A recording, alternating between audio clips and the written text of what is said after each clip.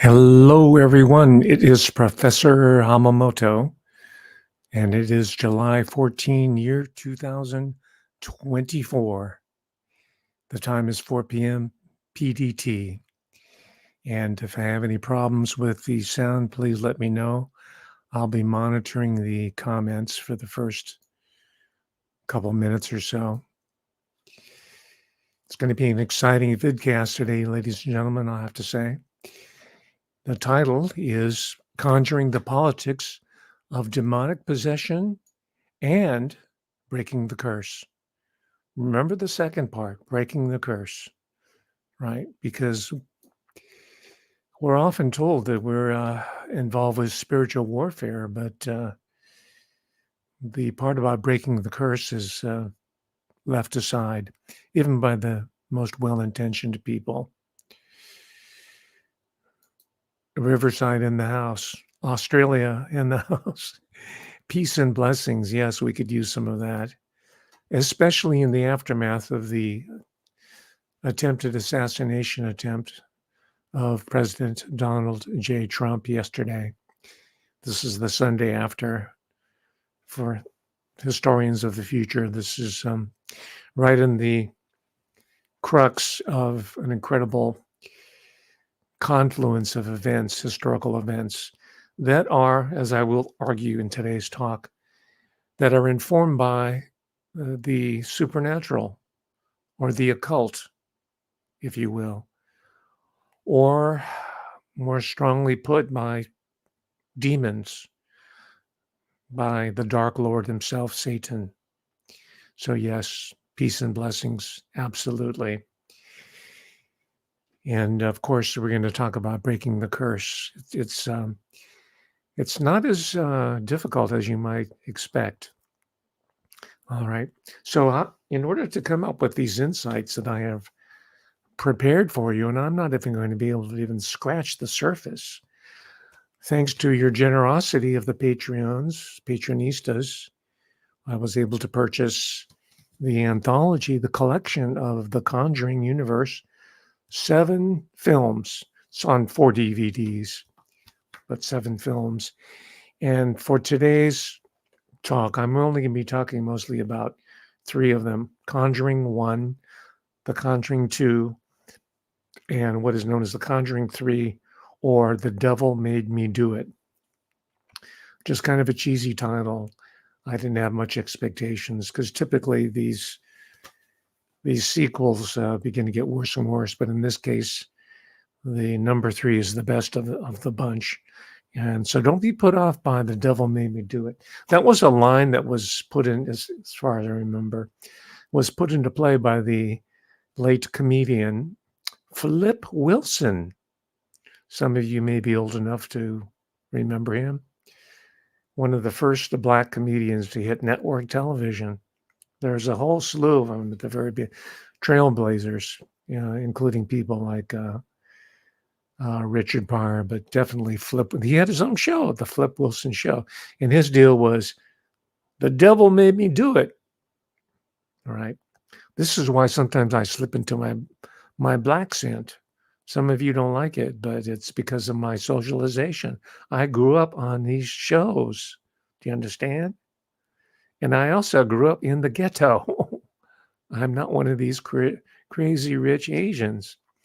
And speaking of crazy rich Asians, this particular franchise, that is the Conjuring franchise, with the exception of the final movie, which is directed by Michael Chaves, Chaves, was directed by a yellow person, James Wan. But it always has to be a foreign-born yellow person, or an FOB, which stands for fresh off the boat. So he's a Malaysian Chinese and educated in Australia. And why is this important? Well, biography is always important inherently, but I think it also has to do with his socialization as well. And this is up to us as theoreticians or film historians. And I did teach film studies at the University of California, Los Angeles, in the School of Film, Television, Cinema, and Theater Arts, 1997 to 98, I believe it was. And they quickly got rid of me. Most of you know the story. Right as Los Angeles went on fire with Saigu, the so-called Los Angeles riots, which I was predicting. And it scared all the TAs, the teaching assistants, and they were going back to the other professors and talking about this crazy man who was talking about racial strife in the streets of Los Angeles. Am I a prophet? No. Even back then, I was practicing cultural forensics. I could see what was happening, what was coming down. And it did come to pass. So this is not something that's new to me. It's one of my main areas of academic expertise, if you don't mind.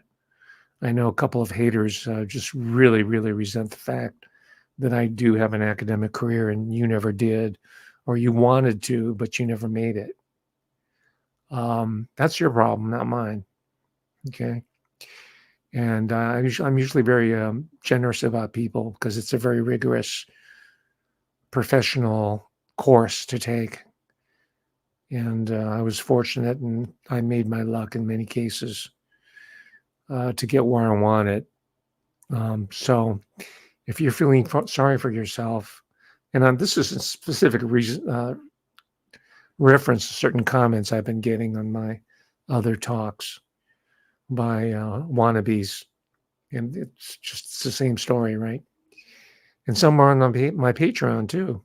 They want to pull me into their jackpot, and if I'm not there, then I must be part of the controlled opposition, right? Because our side likes to use that term. Anyway, I have a huge background in this, and I can only scratch the surface. And I'm not going to bore you with a lot of the theoretical work that underlies my insights. And it is available to you. I have collected in preparation for this talk a number of academic articles, and none of them comes close to what I am about to present to you. And the main reason is because these people are still locked in to what is now called critical race theory, which I was doing, by the way, when I was in grad school. That was in the 80s. I'm one of the pioneers of what today is called critical race theory. And it was hijacked from us and it was taken over by the corporations and foundations, which found a bunch of useful idiot wannabes who figured the only way they're going to break into academia is by spouting the company line. And that has nothing to do with the critical race theory that I was doing. In the same way with women's studies, that was hijacked. Black studies, so-called Asian American studies, hijacked. Latino studies, hijacked. All right. And why is this important? Because we are going to be talking today about human beings who were hijacked. They were hijacked by demonic forces. And they were done so through conjuration. And that's why it's such an important topic of this talk. Conceptually, conjuration and the conjuring is very, very important in understanding politics 2024. That is right up to the present. And it has to do with what was attempted yesterday, the public sacrifice of a hero, Donald J. Trump, right? And the intense hate and resentment that's focused on him, that was conjured up, it was whipped up ideologically in media, in film, by individuals who come from that world of the demonic. And if you think you're exaggerating or I'm exaggerating, stay tuned, because I came face to face more than once with these entities in human form.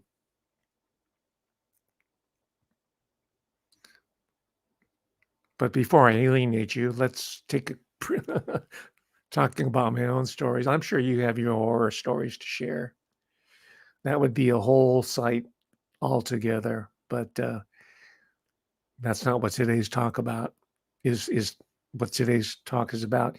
It's about the conjuration, the calling into reality of demonic forces. We have to come to grips with that.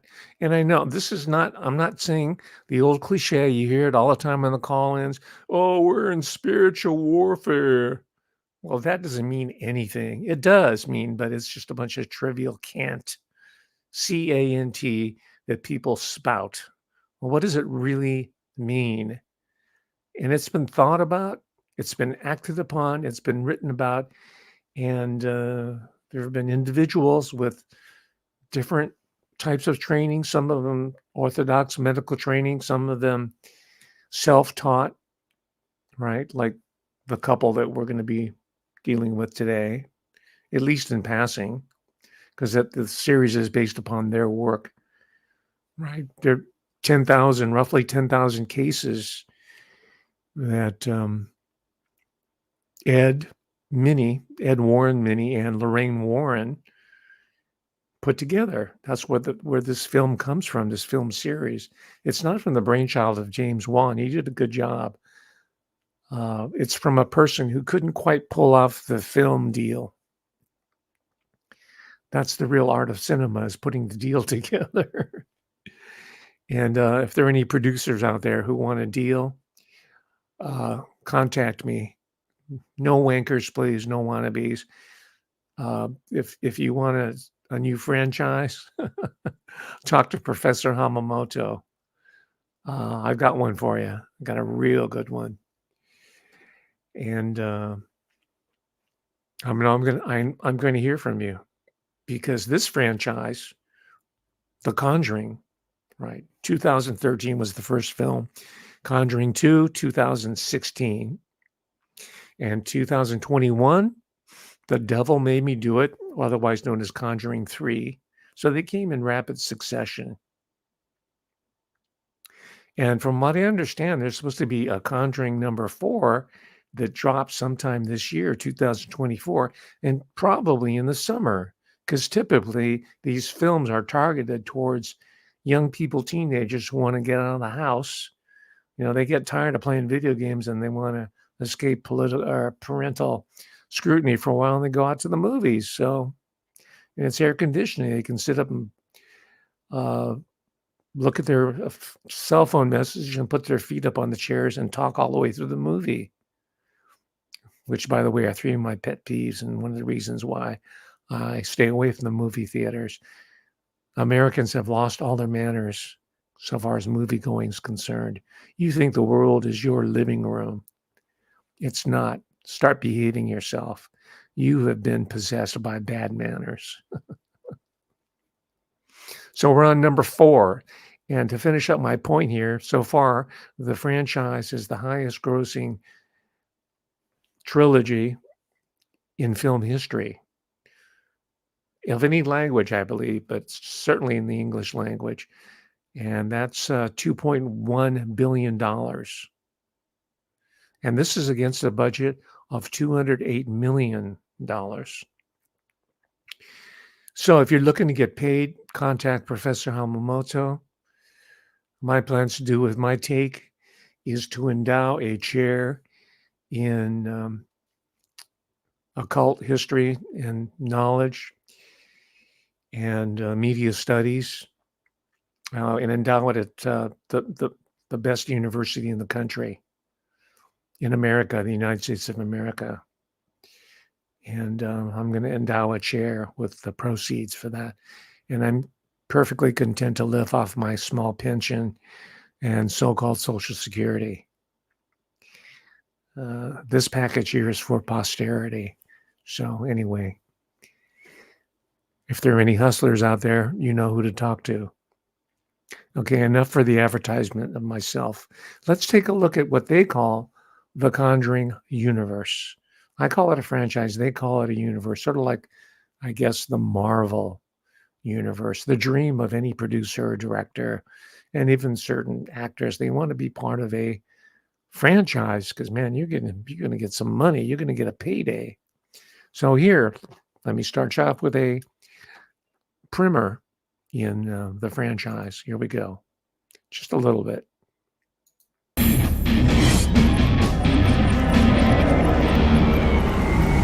Welcome to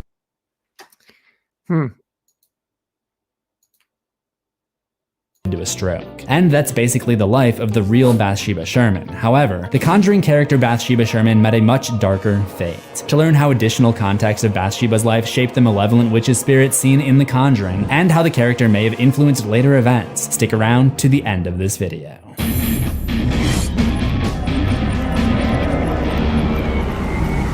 Welcome to Horror History. Most Conjuring movies, as you would expect, deal with the conjuring of demons. Much of the lore is based on the grimoire, The Lesser Key of Solomon, which details evil entities like Malthus and Valak. The demon attached to Isla in The Conjuring 3 similarly has occult origins. There are, however, Conjureverse antagonists who are based more on local urban legends. The second is the legend of La Llorona, a ghost from Latin American folklore. But the original is Bathsheba the Witch, who is based on the mysterious New England farm wife that supposedly haunts the old Arnold estate in Harrisville, Rhode Island. As always in horror history, I'll be analyzing the timeline. But the timeline of the events of the real Bathsheba Sherman don't match up with the timeline of the movie character Bathsheba, who died 7 days after the birth of her child.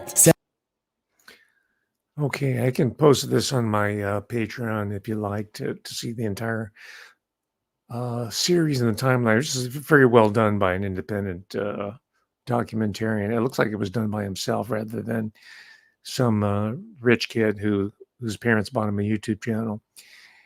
But notice Bathsheba, I forgot to mention at the outset that you should watch my previous talk, which is about Kate Blanchett and Judi Dench, Dame Judi Dench, Notes from a Scandal, when I talk about the occult and witchcraft and occultic socialist Marxism is very much is very much steeped in the occult, right? There's some books on it, but most of the people are just on our side, supposedly, keep talking about, cultural Marxism. And it's one of those cliches that are really irritating. Like, we're in spiritual warfare.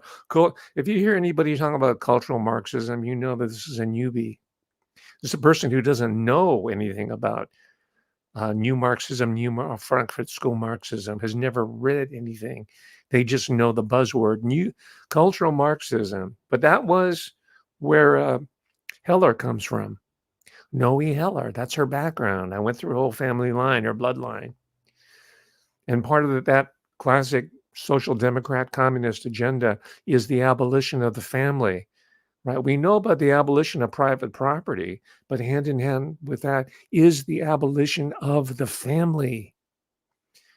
So it'll only be the communist commissars between you as an atomized individual and that power structure. And that's where we're on the brink of today, to falling prey to. We saw it yesterday. There's all these dark forces that want to push us into that world. But divine providence, the hand of God, prevented that from happening. Right.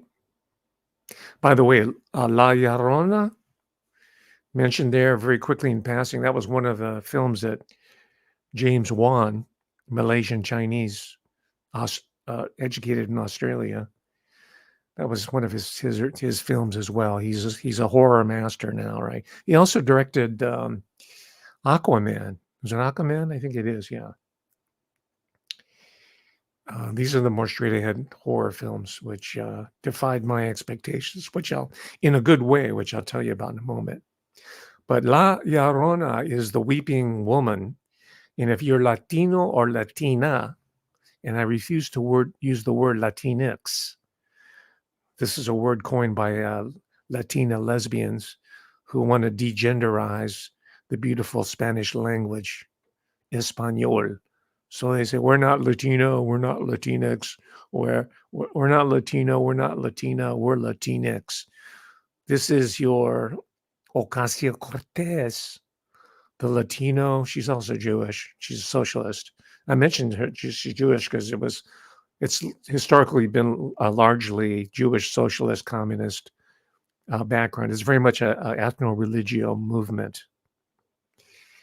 It's not presented to you as that. It's presented as a sort of a more generalized liberatory movement, but it's very much steeped into the fallen parts of Judaism, right? The falling away, the heresies of Judah that are defying Judaism, right? Which began with, as you know, Jakob Frank, and all the way down through Freud and Mordecai Karl Marx.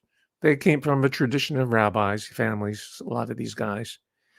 They had the training, the intellect, the historical background, the knowledge, the wherewithal, but they were taken over by dark forces. They were conjuring, in the case of Freud, it was conjuring the id, the ego, and the superego. Came up with a new typology to explain all the demons that supposedly are behind human behavior and, by extension, human civilization. Now, I'll just cut to the chase, but I'll return to this theme because I don't want you to get turned off by this early and tune out. But James Wan and the producers have done something very subtle, and it's subtle in a way that we can benefit from as ordinary, everyday, believing Americans or English-speaking peoples, Australian. We could be Indian. More Indians speak English than they do in Canada and the US. People in the English-speaking world all over can benefit by this. Christians in particular. But what James Wan has done, and I'll give it to him just as a convenience, because films are made in a group fashion, but just for the sake of convenience, we'll call it James Wan. He is the director, after all, and they're typically the ones who get all the credit or the blame for films. But how he broke the curse in each one of these films that I've seen so far, and I haven't watched all of them. I've seen all three of the Conjurings. I saw the 2 Annabelle spin-offs of it, which are related, but they're not part of the Conjuring franchise. What he's done is to break the curse of demonic forces by reinstituting the family, the Christian family. But it's not done in a heavy-handed, beat you over the head with a crucifix manner. It's very subtle. And the priests are not these tormented souls like Father Damien in The Exorcist. They're just everyday priests, Catholic priests, albeit, but everyday priests who understand the nature of evil and the demonic, and they have training and exorcising, not in the cliched terms that we've seen and come to think are the basis of these movies. Well, they are the basis of them, but this cliche that we've been seeing, this breaks from it entirely. Yeah, we see some flying objects and people being tossed around in the room and objects flying through the air and some weird contortions. There's some of that in this film. But by the end of the film, and that's why I use this particular pick for this presentation of the family, that was from The Conjuring 1, I believe. If you're a nitpicker, correct me. It might be number 1, 2, or 3. I know some people live by these films and they know every single scene and every single bit of trivia associated with these films. Good for you. Most of those people I found out, realize, though, don't really understand the big picture. They're really good at nitpicking, but they don't understand what they're looking at. So anyway, put that down if I'm wrong. I don't care. So it's a reinstitution of Middle America and of the American family. And this defied, ladies and gentlemen, all expectations. I was ready to be turned off. I was ready to be watching a series of films painfully putting up with a not so subtle GLBTQ plus agenda. Because most of these movies, up to the ones directed by James Wan, who I thought was gay himself, he has a gay affect for what that's worth. Turns out that he's either heterosexual or he has a beard. He's married. But horror films have been appropriated by LGBTQ plus political activists. And all the films that we've seen since the 60s have either a LGBTQ subtext or overt plot lines pushing the LGBTQ plus agenda and diminishing the heterosexual family, and definitely putting religion out of the picture. They're all a bunch of fundamentalist wackos. They're Bible beating, thumping scum. They're all a bunch of intolerant. You add your adjective, right? But I was pleasantly surprised that this is not the case. And they do it in a way that will not turn off necessarily the LGBTQ plus protesters, because they're very vocal. That's their life. You understand that? That is not their hobby. That they're not just doing casually. They are paid to do this kind of organizational work. They refer to themselves as organizers.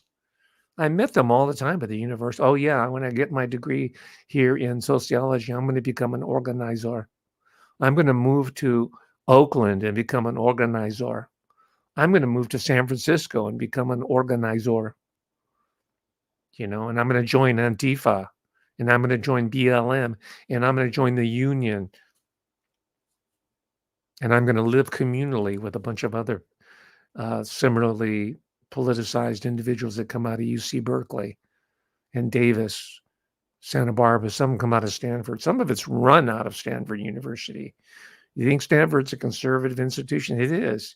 But they run these programs as well, because about full spectrum dominance. Well, ladies and gentlemen, James Wan has broken the mold. So I want you to, because you're probably as turned off by these films as I am. On my Patreon, I got a couple people saying, I can't watch this. It re-traumatizes me. Right? Seeing real blood and a real assassination in front of your eyes, you can handle that. You probably can watch it on YouTube all day long. You can see the blood streaming down President Trump's face, and that's not going to faze you. But seeing simulated violence, you can't handle that.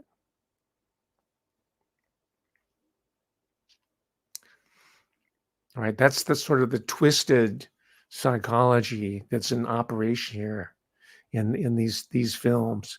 So, but if you can't handle that, that's okay. You don't have to watch it. I have the same problem. Is it because I'm afraid or scared? No, I'm not.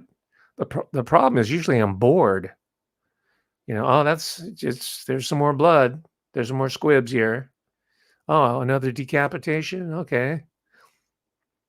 I'm not trying to be glib here. That's part of the normalization process they want us in, but James Wan broke the mold on it. I don't know if it was intentional or not, and I don't know if he has that hidden agenda, but I have to go with what I saw over the last week of preparation here. That's my immediate reaction. Now, if I read more about him and find out that he's a member of NAMBLA or is some sort of GLBTQ spokesperson, a lot of these people are, they're recruited into it. So you want a film deal, then you got to play with us because we run it. We got direct Soros money. We got money from the Mattachine Society. Look that up. They fund films. The GLBTQ plus Velvet Mafia has tons of money that they've been pouring into the popular culture. Because a la Antonio Gramsci, they know that that's where the battle is. That's not an insight original to Andrew Breitbart. That comes right from Gramsci. That's the Long March. That comes from Maoism, by the way, because this is a form of ideological re-education that we've been treated to since probably the 70s, around the time of the so-called Stonewall riots. That's when they said, hey, the corporations, there's some money to be made here. We've got the sympathy going on with the AIDS crisis, and say, okay, Big Pharma, do your thing. Says, Dr. Anthony Fauci, we got an assignment for you. We're going to set you up in the catbird seat. And there he reigned for decades, playing off the very real suffering of people and tugging on our heartstrings. Right? I mean, I gave a talk at the University of Texas about the so-called AIDS crisis, HIV, and I had the slides. I showed them all the data. I went through Carrie Mullis's research. I went through all these people, Dr. Peter Duesberg. I done my research, and I made this one guy cry because he was a GLBTQ activist, and he blurted out in this seminar room. It was the Lady Bird Johnson seminar room on the University of Texas camp. He started crying and saying, "It is real. There is AIDS. There is HIV." I said, "I didn't say there isn't." I said, "I'm just telling you where it came from and why it was produced." So he later said, and I gave him some reference later on. He said he'd check it out. He was a grad student in the film department, and most of these film studies departments, so-called, they're run by these social engineers of the GLBTQ plus ilk / Marxism / new Marxism, Gramscianism. They're run that way. So you go to film conferences, that's why you will not find scholarship that talks about these ideas that I'm laying out to you directly, because I would not be allowed to speak to these issues in either the classroom or at conferences or in academic papers, all of which I've been blackballed from. Don't feel sorry for me. Break the spell. That's all I ask. And breaking the spell is stop listening to the people supposedly on our side saying, oh, it's spiritual warfare. Oh, okay, that takes care of that. So let me return. By the way, I forgot to finish my story of La Llorona. I'm sorry. I will spout off a little bit. I mean, if this mushmouth Stephen A. Smith on HBO can just rattle on, in his blackalicious black scent is Ebonics, then certainly you can listen to a yellow man for a few minutes. By the way, he doesn't think that Otani Shohei should be held up as a hero because he has to go through a translator. That's Stephen Mushmouth A. Smith. Yes, sir. Club Shay Shay. Right. So that's why I lapse into Ebonics and black sense, because that's what gets you over in the guilt-tripped American society. Right. That's why Kamala Harris said, yeah, they don't know us. Yeah, up out here, I'm on the grind. I'm grinding, baby. I'm out here campaigning. I'm on the street. I'm hustling. I'm Kamala Harris. Even though she's part of the Black Boule. And look at my earlier talks about that. Right. So La Llorona, I found out, I mean, I'd read about it, but I came into contact with a La Llorona in a church, a Catholic church. That's how Snoop Dogg pronounces it. Snoop Dogg's so bad, he wants to encourage violence against Trump. He's a pothead. Yeah, he doesn't live in the black community, though. He lives out in Claremont. Oh, man. He's a studio gangster. That's Snoop Dogg from the LBC, where I used to live, too. He got out. I never did. He got over. Anyway, La Llorona, I was in the Distrito Federal, otherwise known as Mexico City, and I was staying in one of my favorite places. It's in a barrio called Barrio Tabacalera. If you want to check it out, they got all the cafes, the restaurants that I want. I like, and Mexico's a beautiful country. I encourage you to go down there and forget about all the scary stuff you hear in the news and CNN and Fox News, and go down there and check it out yourself. You will come back quite impressed by the Mexican people and Mexican culture. I mean, there's a lot to absorb. The political system, well, it's like the U.S., man. It's pretty whacked out, but the rest of it's beautiful, and so are you. But I was at a church and I went outside. It says founded 1550 or something like that. Anno Domini. I sort of, wow. I've never been in a church this whole. I mean, I've been to the Vatican, but in the New World, so called, I'd never been in a church. And then they're all over the place too. So I went in because I like to visit churches because it's cool in there. It's usually hot when you're walking around. It's cool and it's quiet. You get outside of crowds for a while and you can just sit there and think and meditate and cool off. There's no AC, but it's just cool and dark in there. And all of a sudden I heard this unearthly wailing that I've never experienced. I said, oh, what's going on? Someone's being murdered.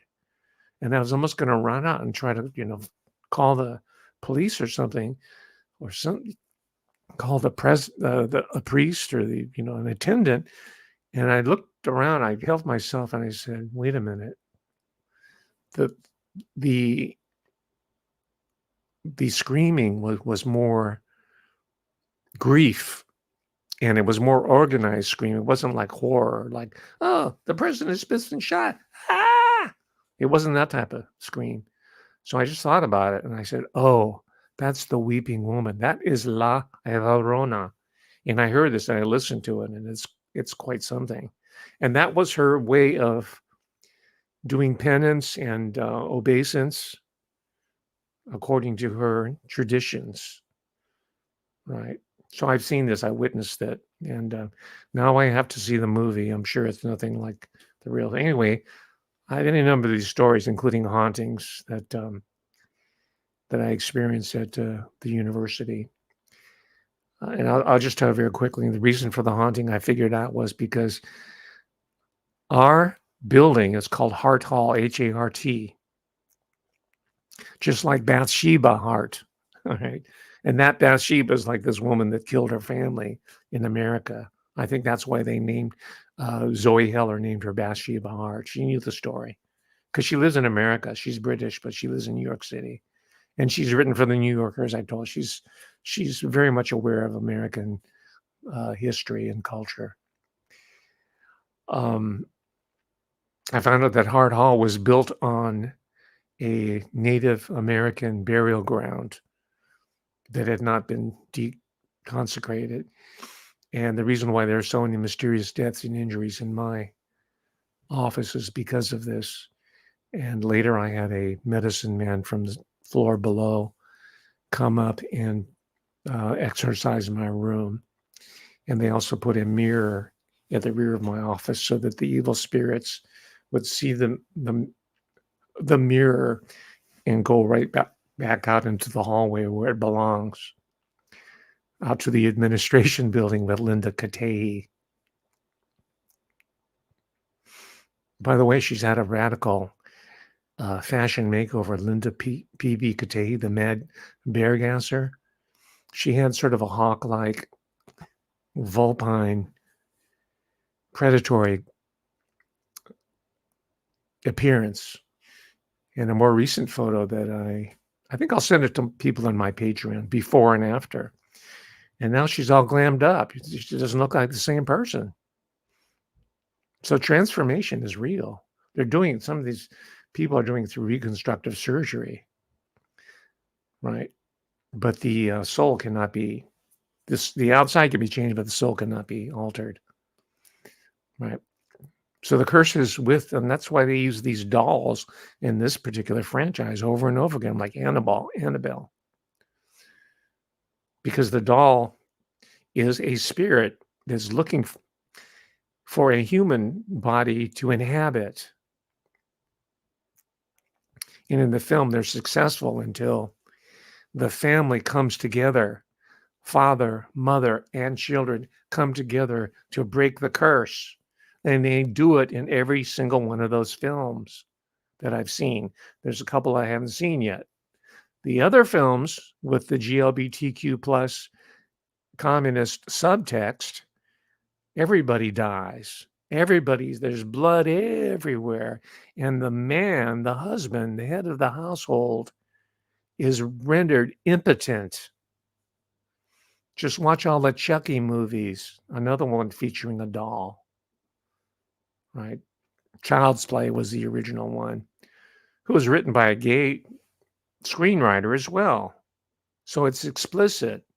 And I'm not just imagining, there are all kinds of these GLBT queer theorists who embrace horror genre as their own. They view this as their unique cultural property. Straights need not apply. But James Wan and his producers somehow managed to circumvent this hegemonic control that the Velvet Mafia has erected over the horror genre, because we can learn from it, right? The classic genre. It was hijacked temporarily. James Wan, and again, maybe I'm giving him too much credit to produce. He's more of a technician, I think. I think there are people behind him. And this, I want to find out where the financing came from. I think it's very important. It's not coming from the usual sources, right? The propaganda sources that want to destroy America through its popular culture. That's why I keep mentioning, he's Malaysian Chinese by way of Australia.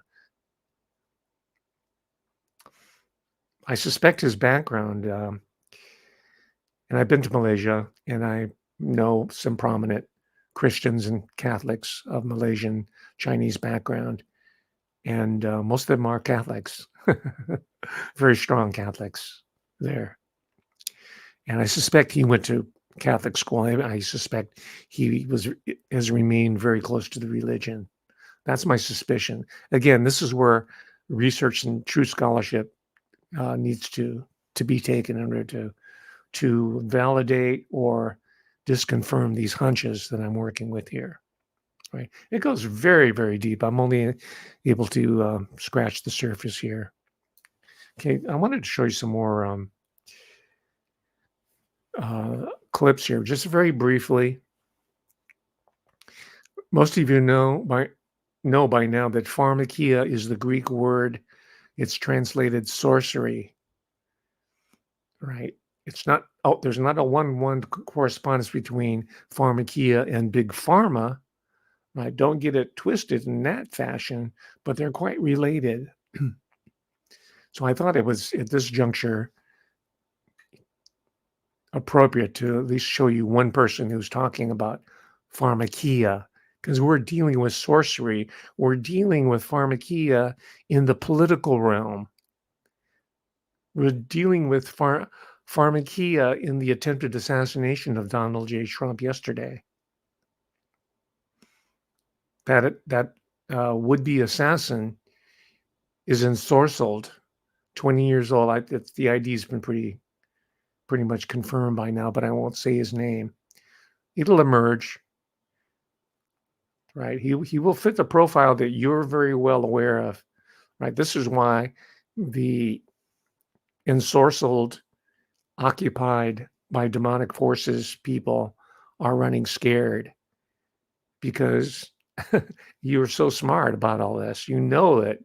You have the history. You watch my show. You watch many other shows. Even the pop-up pundits are useful for some things. But they realize that the curse is being broken as we speak. The hand of providence is upon America. So here's one individual speaking to the concept of Pharmakeia. I wanted to take, as I mentioned last week, a little bit of time to zero in on a particular statement concerning sorcery. Again, the word there is Pharmakeia, that's mentioned in connection with Babylon the Great in chapter 18. And it actually ties back to a statement that was made in chapter 9, that as we were going through chapter 9, we really didn't stop and take some time to discuss this, but I think it's an incredibly relevant, pressing subject for right now. At this moment in human history, this is an incredibly important discussion. So we're going to take some time to look at this. Now, before I jump in, I just want to remind you all that Frontier Alliance International, we are putting together a very important gathering. All sorts of immorality is considered acceptable and moral. People go, well, your morals are different than my morals, as if there's not some universal standard. Again, there's a degree to which these things are subjective, but to those folks I say, yes, your morals are immoral. That's why they're different. But it's speaking here, obviously, more so of sexual immorality, of a complete lack. Okay, he's going on, and he has his own church that he's promoting, and I don't take this as an endorsement of him or his institution. This is for illustrative or illustrative purposes only, okay? If you want to hate me for it, go ahead and put it in the comment that I'm a useful idiot, whatever term that you've learned recently and have been dying to use on me. Someone told me that they hated my corduroy jackets. I think I'm so smart. I'm so big. I'm so full of myself because I've never had a corduroy jacket. This is seersucker. This is pin cord. It's a summer jacket. I don't like the pin cord because, when you move, it goes or corduroy, because when you walk and you move it kind of rubs, Anyway, she's the same one that said, oh, my family's from the Mayflower. Like, okay, so that makes me lesser than you, right? This is why I'm addressing the people who wonder why I keep talking about yellow this and yellow that. Oh, I think everybody's the same. I don't see race when I look at people. Yes, you do. So I finally exposed her. She said, yeah, my family, because she was pissed off at me because I called her a loser. Because she says, well, so what? Nothing's fair in life. And that's like the argument of a 15-year-old, right? As an adult, you're supposed to make the world fair and just, and you're supposed to break the curse. So she said her family's from the Mayflower. Well, I'm just here to tell you, ladies and gentlemen, that my parents, my people, they walked all the way from the Orient on a sandbar at low tide. That's how we got here. Psych. All right. All seriousness aside, can I tell another story about myself or on myself? May I? Do I have your permission? I was doing this scholarship. It was about erotica, of all things. And I was playing a joke on my academic colleagues and playing jokes on the media. And the Daily Show contacted me. This is a number of years ago. I have the videos. I should try to find them and put them on my Patreon or something. And they contacted me because they're really funny, because I was saying, yeah, I'm going to produce an all Asian American erotic film because we don't see any Asian yellow males in any sort of leading role. It's always like Hop Sing in Bonanza. Remember Hop Sing? He was like a sex slave of like 5 Jewish ranchers. Lorne Green, Dan Blocker, Pernell Roberts, Michael Landon, all those guys. He was their sex slave. Hop Sing, yeah. I've been on the range all week. I'm so lustful. Get over, bring me some food, Hop Sing, and bend over, grab your ankles. So anyway, I did this deal, and I got a call from the Daily Show from John Leibowitz's people. Right, that's John what's his name? Stewart. His brother is Larry Leibovitz of Wall Street. These guys don't get these gigs out of nowhere, ladies and gentlemen. So Larry Leibovitz sent a person over, and I first told him, no, I'm not going to do it. I know your show. You edit all this stuff and make the people look foolish and stupid. So I ain't going to do it. I'm not going to be your little Chinaman. So I said, oh, and then they really wanted me, especially when you say no. So they just kept hounding me and calling me. I said, okay, we promise you that we play you straight. Will you do it? And I said, yeah, okay, I'll do it. So who did they send to me from New York City, right, to Sacramento or Davis, California? They sent one of their correspondents, and their name is Samantha B. B-E-E. Not B as in biatch, but B. And by the way, I found out she's Canadian. She's a Canadian. This is a Five Eyes operation, this demoralization and this anti-family, anti-American. And they have their Graydon Carter in the magazine. They got Anna Wintour, Vanity Fair, Condé Nast Publications. Ian Fleming, the guy who wrote 007, he was the head and the founder of the North American Magazine Publishers Organization way back when. So they knew what was important at the newsstand when there were newsstands, right? So they sent Samantha B over there, and later I was listening to the radio, and she was promoting a book, and it's all about her Wiccan family. She's a second generation Wiccan. She's a witch. So it made sense to me. My interaction was one of, for one thing, she's very frightened of me. These people are because I put off a really strong energy. My deans were afraid of me. They were all lesbianic Wiccans, and certain other people were. It's like the scene from The Wizard of Oz. I'm melting. That was me, and I would be my friendly self, my non-assuming hop-sing self, my Mr. Miyagi. I'm in love with everybody in the full lotus position till we reach true enlightenment. I was like that. Not really, but it's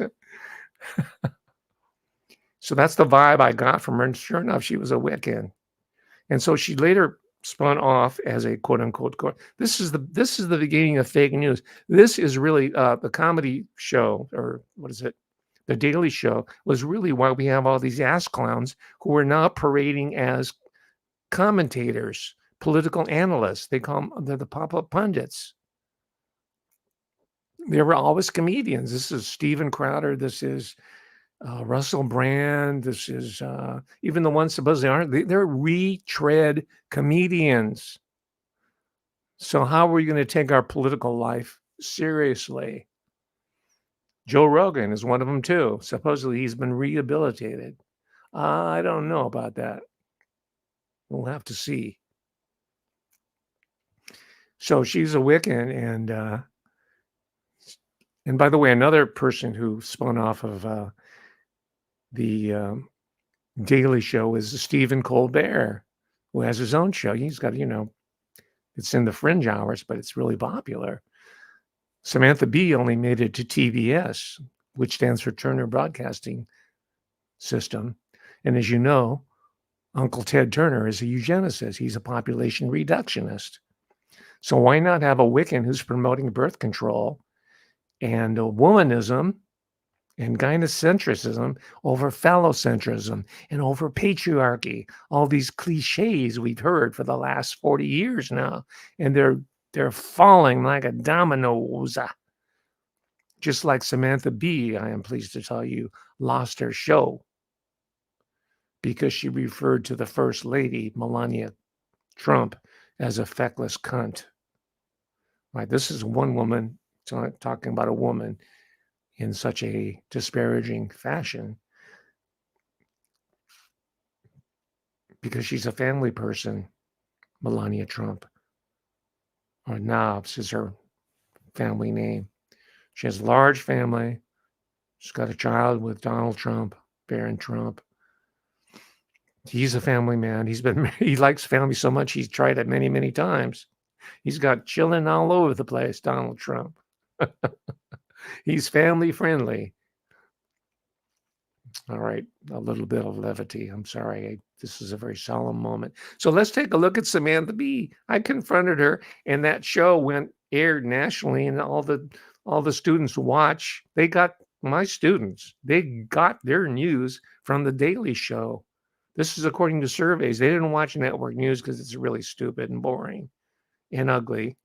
But they watched Jon Stewart and Comedy Central or the Daily Show to watch the news. So I was a hero amongst them.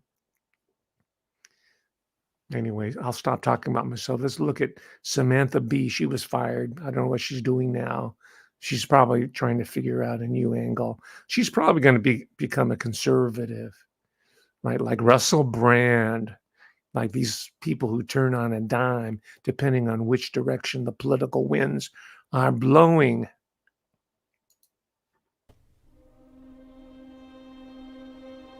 I'm sorry.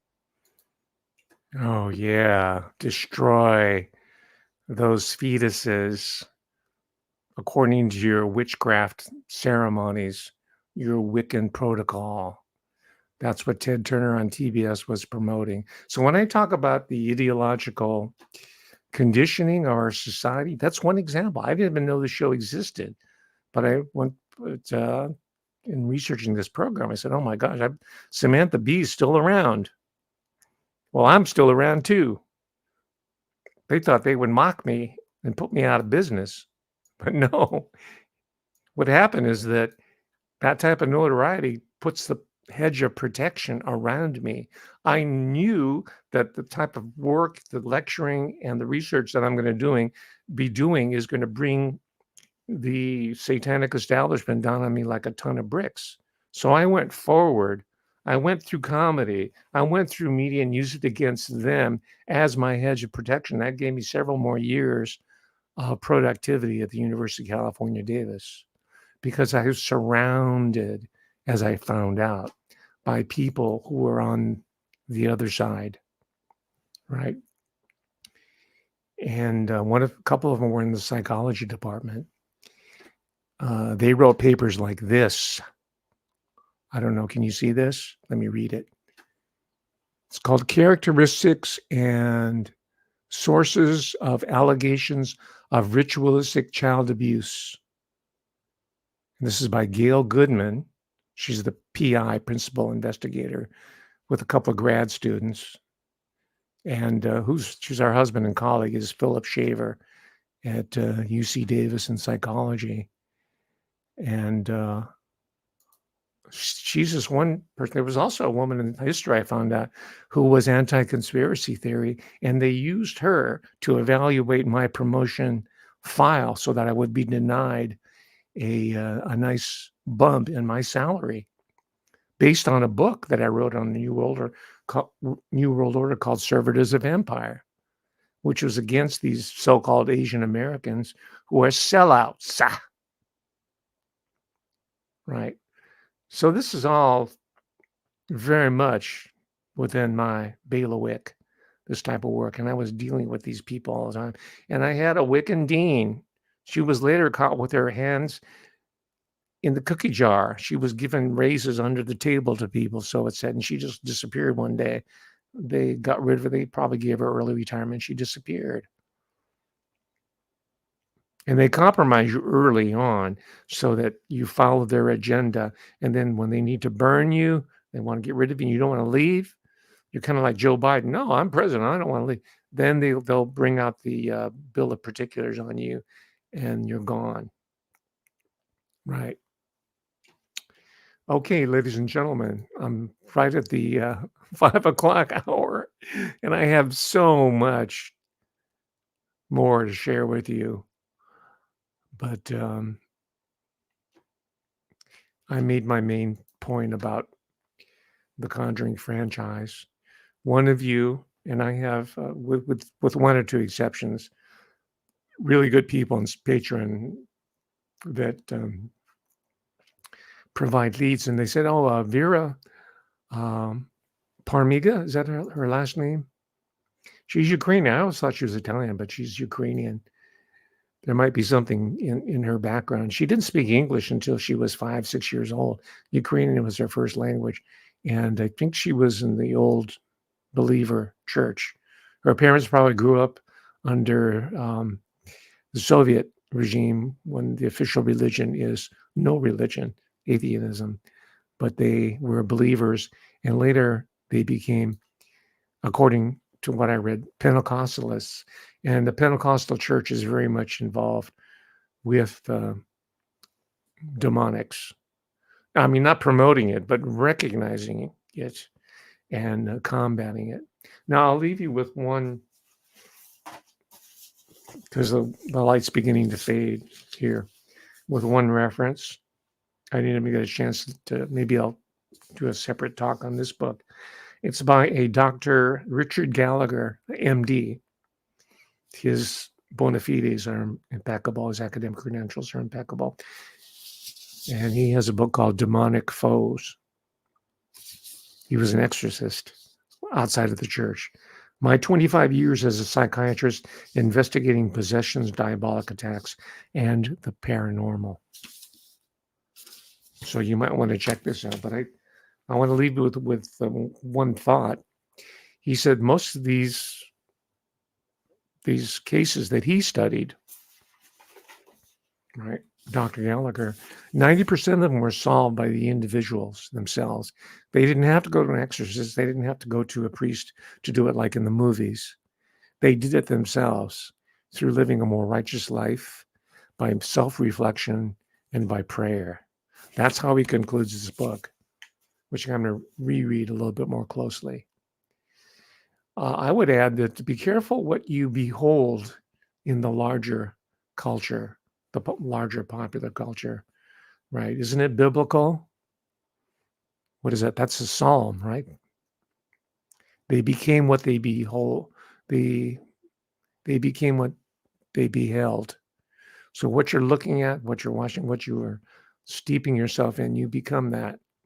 And if it's just a culture of slasher movies of misogyny and men chasing women and killing them, these are the slasher movies I'm talking about.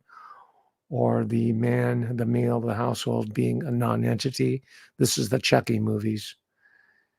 Instead of the man and woman coming together along with the family and prevailing over evil, then this is the society that we will be getting. We are becoming what we've been beholding since the late 60s and 70s.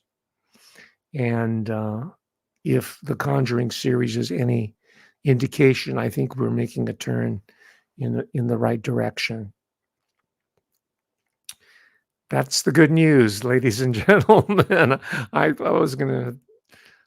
had just a complete opposite end of expectations, and this is the type of surprise I live for when I do this type of work. I like to be shocked into a new level of understanding. Right. So give this a chance. Take a look. Maybe I'm wrong. I don't know. Maybe I'm missing some key points. And by the way, there's no heavy-handed message here. It's just shows this is the way a Christian family lives and is supposed to live. And this is how they defeated the curse. Ladies and gentlemen, that's my time. Thank you very much for your patience. God willing, I'll see you next week. And may the veil, the hedge of protection, continue for our champions, which include Donald J. Trump and you. The hedge of protection. All right. Thank you. Bye.